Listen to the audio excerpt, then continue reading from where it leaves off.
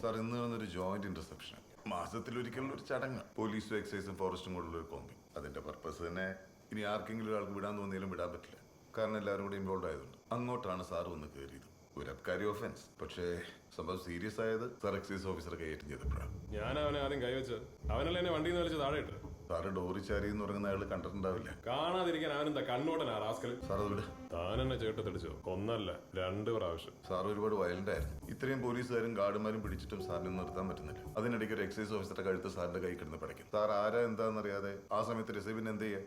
ഞാൻ ആരാ എന്താന്ന് ഇപ്പൊ പിടികിട്ടിയായിരിക്കും. സാർ ഞാൻ പറഞ്ഞു വരുന്നതൊന്നുമല്ല. സാർ സംയമനത്തോടെ കേൾക്കണം. പാതിരാത്രി ഒരുത്തനെ വണ്ടിയിൽ നിന്ന് വലിച്ചിട്ട് അടിയും കൊടുത്ത് മുണ്ടും പറിച്ച് സ്റ്റേഷനിൽ കൊണ്ടിട്ട സംയമനം ഇച്ചിരി കുറയും. അതുകൊണ്ട് ഞാൻ സംയമനം നോക്കണ്ട കാര്യം പറ. ചാർജ് ചെയ്തിരിക്കുന്ന Abkari act 55A PDPP act section 3 ആണ്. എടോ, ഇത് ഞാൻ നേരത്തെ പറഞ്ഞ പോലെ ബലാത്സംഗമോ കൊലപാതകമോ ഒന്നും അല്ലല്ലോ.